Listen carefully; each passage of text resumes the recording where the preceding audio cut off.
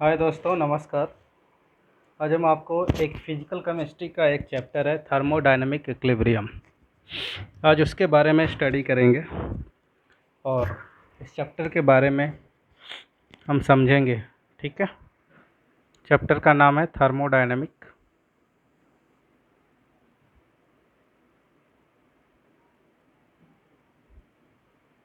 आप लोग साथ साथ नोट बनाते रहा करो।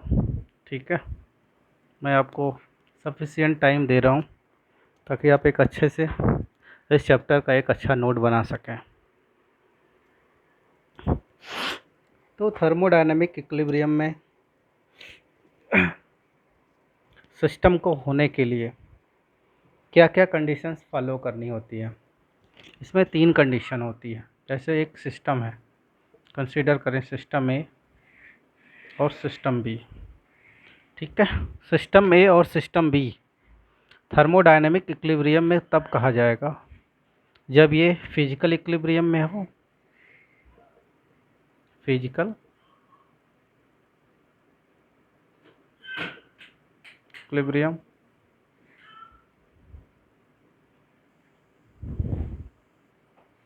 Chemical equilibrium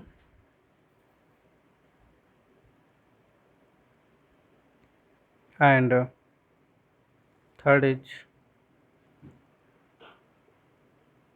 mechanical equilibrium।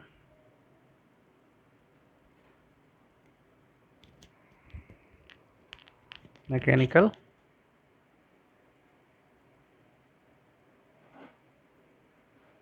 ठीक है। सिस्टम ए और सिस्टम बी थर्मोडायनेमिक इक्विलिब्रियम में होने के लिए ये 3 कंडीशंस है। First, physical system physical equilibrium में हो, केमिकल इक्विलिब्रियम में हो एंड मैकेनिकल इक्विलिब्रियम में हो। ठीक है। अब जिनको फिजिकल इक्विलिब्रियम, केमिकल इक्विलिब्रियम और मैकेनिकल इक्विलिब्रियम नहीं समझ आ रही है, उनको हम इस वीडियो में आगे कभी इस चीज़ को समझा देंगे। ठीक है। अगला चीज़ है रिवर्सिबल प्रोसेस।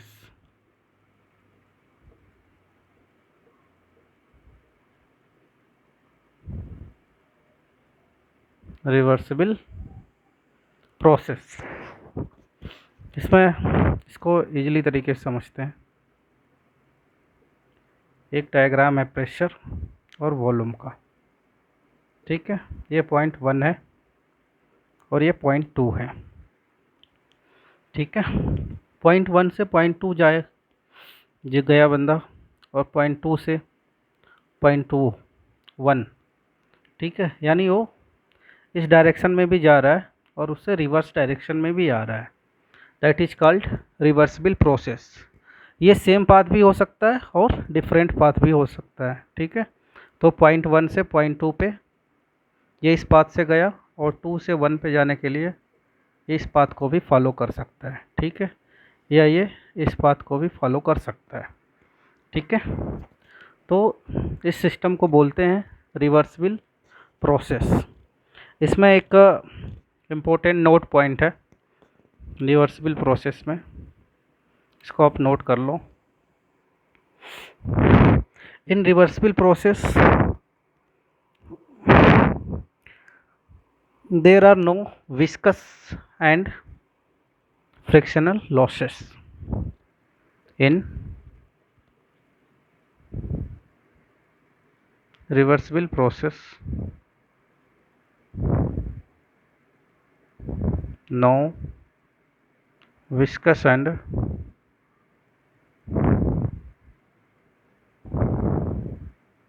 frictional losses। ठीक है। ये रिवर्सिबल प्रोसेस हमारा कवर हो गया।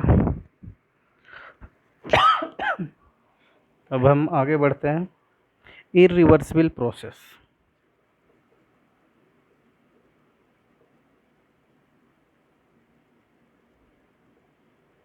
इरिवर्सिबल प्रोसेस, इरिवर्सिबल प्रोसेस में क्या होता है, जैसा कि आपने रिवर्सिबल प्रोसेस में देखा कि हम पॉइंट 1 से पॉइंट 2 तक जाकर फिर 2 से 1 वापस आ सकते हैं।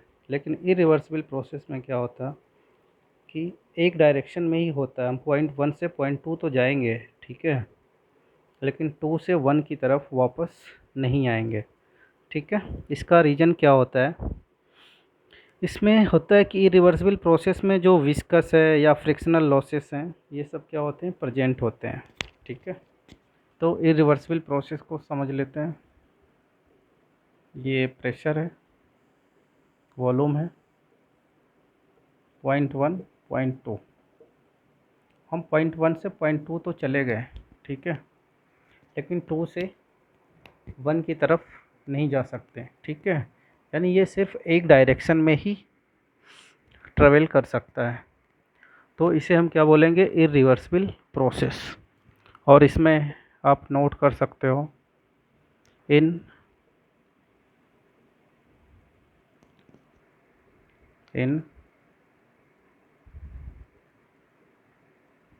irreversible process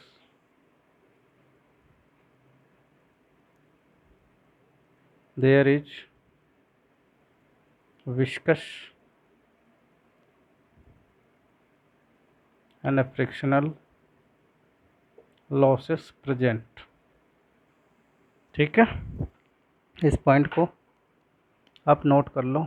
अब हम आगे बढ़ते हैं और पढ़ते हैं थर्मोडायनेमिक्स लॉस, थर्मोडायनेमिक के नियम, ठीक है। ये वेरी वेरी इंपॉर्टेंट चीज़ है, थर्मोडायनेमिक लॉज। इसको आप बिल्कुल ही ध्यानपूर्वक पढ़ना। थर्मोडायनेमिक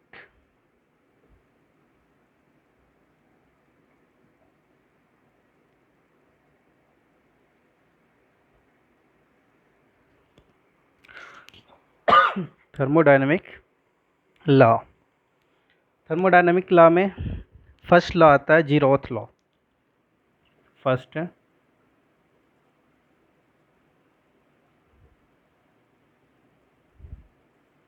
जीरोथ लॉ, ठीक है। आप लोग इसका नोट बनाते रहो। तो जीरोथ लॉ क्या होता है? जीरोथ लॉ को समझने के लिए हम 3 सिस्टम लेते हैं, ठीक है। System A, system B and system C, ठीक है। तो कोई भी सिस्टम यदि हम ऐसा कंसीडर करते हैं, सिस्टम ए और सिस्टम बी, ये दोनों आपस में किस में, थर्मल इक्विलिब्रियम में है, थर्मल इक्विलिब्रियम में है। और सिस्टम बी और सिस्टम बी सी, ये क्या है, ये भी आपस में थर्मल इक्विलिब्रियम में है। अगर ये थर्मल इक्विलिब्रियम में होते हैं, जीरोथ लॉ का यही कहना है कि यदि सिस्टम ए और system B in thermal equilibrium और सिस्टम बी और system C also in thermal equilibrium, then system A and system C are in thermal equilibrium,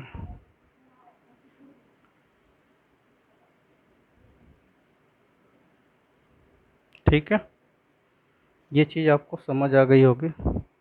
और इसका डेफिनेशन आप नोट कर लो, इसका आप डेफिनेशन नोट कर लो, जीरोथ लॉ क्या होता है।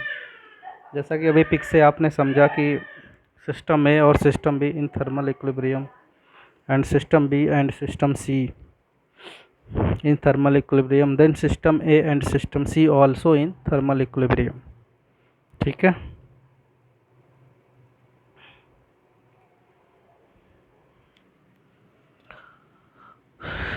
Zeroth law, this gives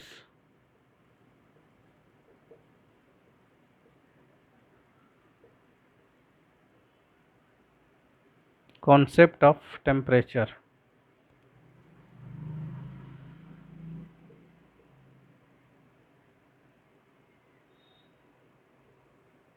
zeroth law क्या होता है, टेम्परेचर का कॉन्सेप्ट देता है, ठीक है। इसका थियरी आप नोट कर लो। इफ़ सिस्टम ए, थोड़ा वाइट बोर्ड छोटा है इसलिए हमें बार बार इरेज करना पड़ रहा है। ठीक है, अभी ये स्टार्टिंग है, आगे हम इसको दूसरे वाइट बोर्ड से रिप्लेस कर देंगे बिग साइज से। ठीक है, तो अभी हम इसी में मैनेज करते हैं। If system A and B are in thermal equilibrium,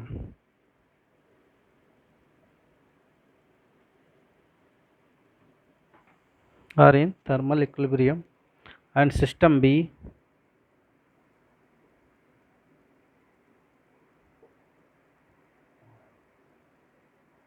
and system C are in thermal equilibrium,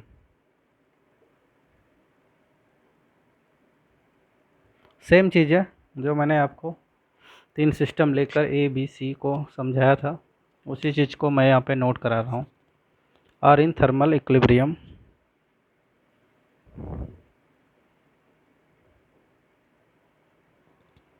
then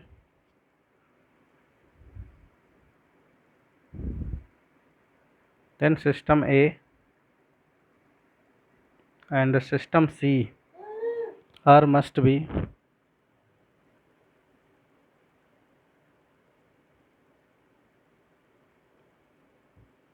in thermal equilibrium.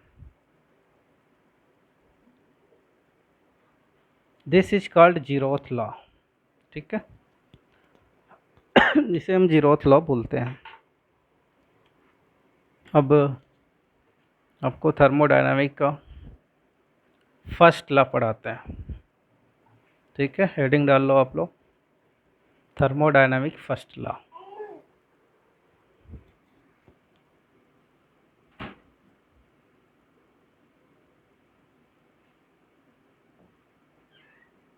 Thermodynamic first law. ठीक है, फर्स्ट लॉ क्या करता है? Law of conservation of energy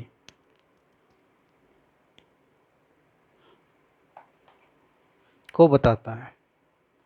ठीक है, this gives, तो यहाँ पे आप नोट कर सकते हो इम्पोर्टेंट में, this gives concept of law of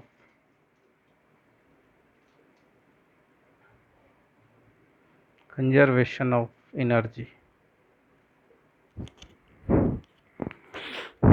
ठीक है, इस लॉ के अकॉर्डिंग, थर्मोडायनामिक फर्स्ट लॉ के अकॉर्डिंग क्या होता है कि energy neither be created nor be destroyed. ठीक है, energy neither be created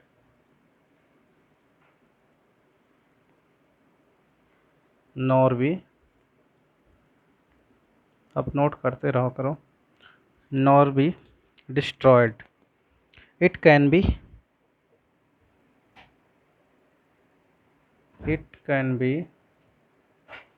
convert into one form to another form। ठीक है, थर्मोडायनामिक फर्स्ट लॉ ये बताता है कि एनर्जी न तो पैदा की जाती है, एनर्जी न तो पैदा की जा सकती है और न ही नष्ट की जा सकती है। हम इसे एक फॉर्म से दूसरे फॉर्म में सिर्फ कन्वर्ट कर सकते हैं। ठीक है,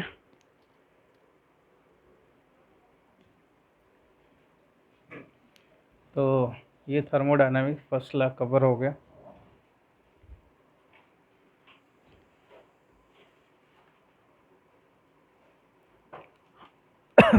अब आपको कुछ और साइन कन्वेंशन के बारे में बात करते हैं। थर्मोडायनामिक इक्विलिब्रियम में क्या होता है कि जब भी न्यूमेरिकल आते हैं तो उसमें आपको साइन कन्वेंशन का बहुत ध्यान देना पड़ता है।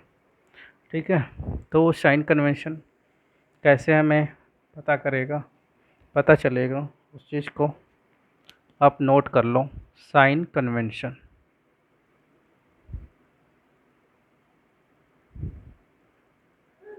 This is sign convention.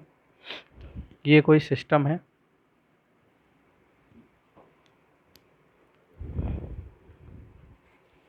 हम इस पे वर्क कर रहे हैं, ठीक है। सिस्टम पे वर्क को बेसिकली स्मॉल वर्क को हम डेल डब्ल्यू से रिप्रेजेंट करेंगे, ठीक है। तो वर्क डन ऑन सिस्टम, इसे सिस्टम पे हम वर्क कर रहे हैं। आपको पता होगा एक फॉर्मूला होता है इसमें वो चीज़ मैं यहाँ नोट कर देता हूँ। Del Q equal to del W plus D U, ठीक है।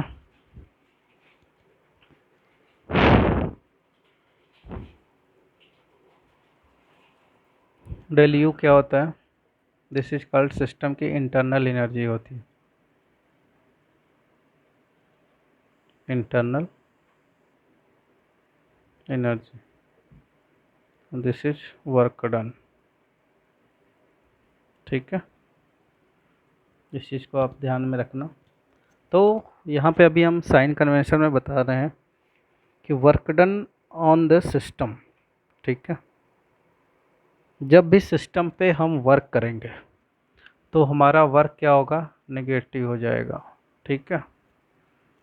सिस्टम पे वर्क कर रहे हैं, दैट इज कॉल्ड नेगेटिव।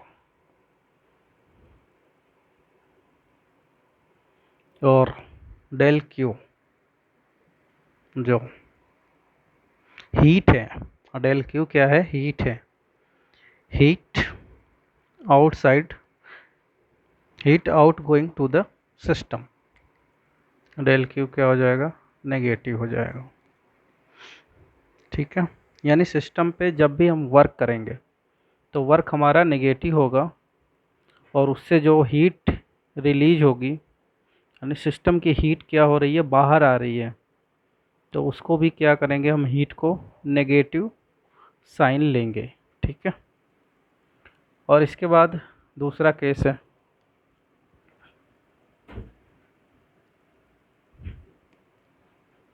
कि ये सिस्टम है, अगर हम सिस्टम पे वर्क न करके, ठीक है, सिस्टम को अगर हम हीट देते हैं, सिस्टम को अगर हम कोई भी हीट देते हैं, दैट इज कॉल्ड पॉजिटिव। और उससे जो वर्क डन किया जाएगा सिस्टम के द्वारा, ठीक है, वो भी क्या होगा?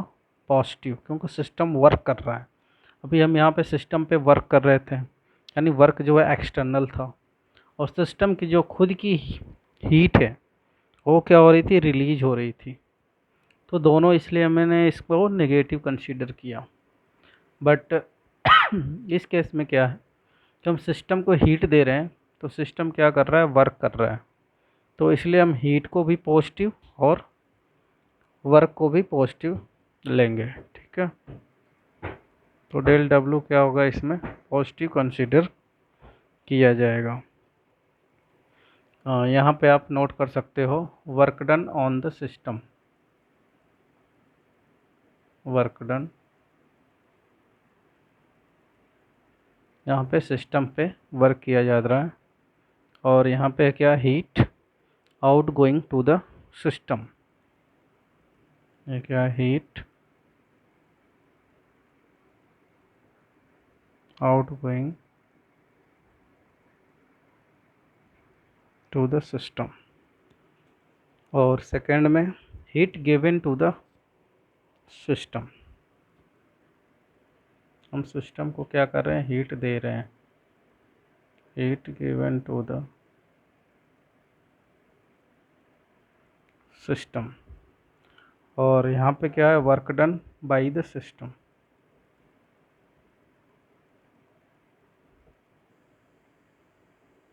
इस पॉइंट को आप लोग प्रॉपर अच्छे से समझ लेना और नोट कर लेना, क्योंकि ये न्यूमेरिकल वगैरह सॉल्व करने में काफ़ी इसकी ज़रूरत पड़ती है, ठीक है। तो अब हम नेक्स्ट आगे बढ़ते हैं।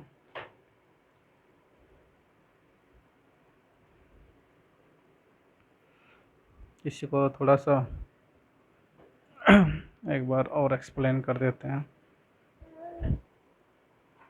जैसे ये सिस्टम है हमारा, ठीक है, तो सिस्टम को हमने हीट दिया, ठीक है। सिस्टम को जब हम हीट देंगे तो हीट क्या होगी, पॉजिटिव होगी, ठीक है। और सिस्टम को हीट देने से क्या होगी, उसकी इंटरनल एनर्जी क्या होगी भाई, इंक्रीज करेगी, ठीक है। डी यू क्या करेगी, इंक्रीज करेगी। और सिस्टम पे जब भी हम हीट देंगे तो हमारा वर्क डन क्या होगा, पॉजिटिव होगा, ठीक है। ये वर्क डन पॉजिटिव होगा। तो ये चीज़ है, सिस्टम में तीन चीज़ें होती हैं, इंटरनल एनर्जी, हीट और वर्क डन, ठीक है। अगर हम इसको फॉर्मूले से लिखना हो तो डी क्यू क्या होता है, डेल क्यू क्या है, हमारी हीट है। डी डब्ल्यू क्या है, पॉजिटिव होगा, प्लस क्योंकि यहाँ पे हम वर्क हीट दे रहे हैं तो ये पॉजिटिव होगा, और हीट देने से system work done by the system is equal to positive, ठीक है। इस चीज़ को आप लोग नोट कर लो, इम्पोर्टेंट पॉइंट है ये। एक इस पे एक न्यूमेरिकल लेते हैं हम, उस चीज़ को आप लोग समझने की कोशिश करो कि इतना साइन कन्वेंशन का क्या रोल है, आपको न्यूमेरिकल से समझ आएगा, ठीक है। तो क्वेश्चन है इस पे, क्वेश्चन है 40 kg is given to the system, KG नहीं किलो जूल, ठीक है, sorry 40 kilo joule is given to the system. System को 40 किलो जूल की हीट क्या हो रही है, दी जा रही है, ठीक है। System does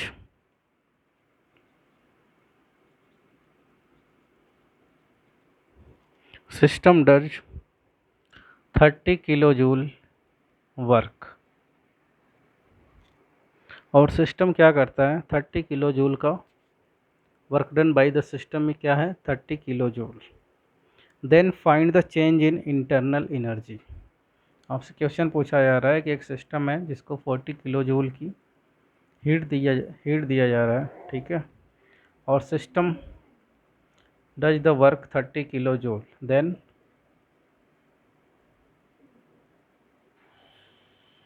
find the change in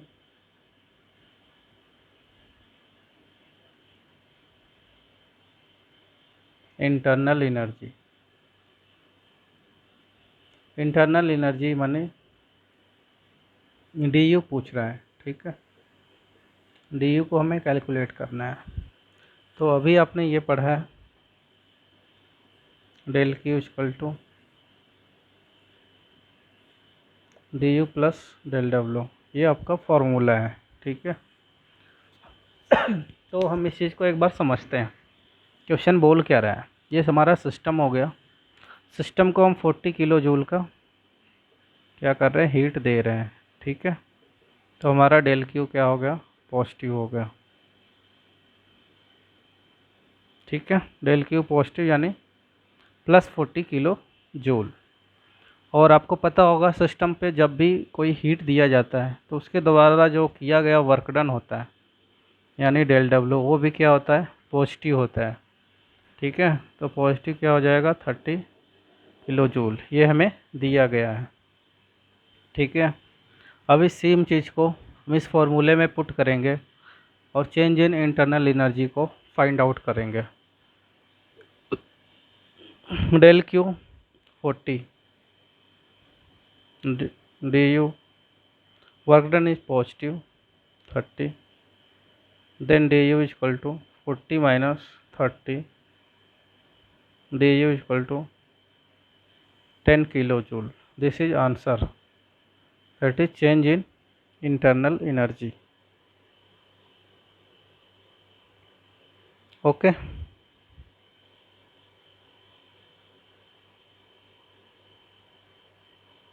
understand.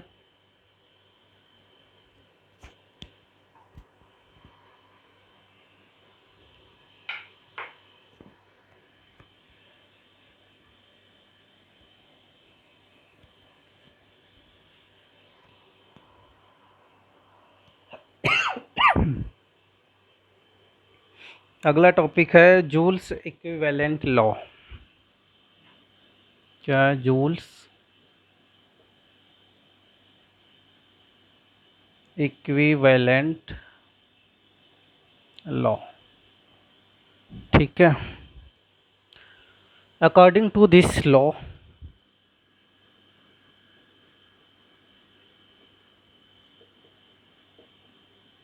according to this law, ratio of work done and heat remains constant. Slow ratio of work done and heat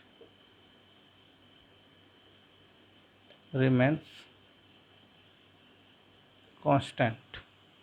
ठीक है, ये लॉ बोलना क्या जा रहा है, work done W, heat means Q, ठीक है, that is constant equal to J। ठीक है, और में क्रॉस मल्टीप्लाई करेंगे, W equal to JQ, work done heat, and J is Joule's constant. J को बोला जाता है जूल्स कांस्टेंट, जूल्स कांस्टेंट। ठीक है, इस पे हम और आपको न्यूमेरिकल लेंगे आगे। उससे पहले कुछ और चीज़ें आपको बताएंगे, और नेक्स्ट वीडियो में हम इसके आगे कंटिन्यू करेंगे। ठीक है, तब तक के लिए धन्यवाद। अगर ये वीडियो आपको अच्छा लगा हो तो इस चैनल को सब्सक्राइब करें और वीडियो को लाइक एंड शेयर करें।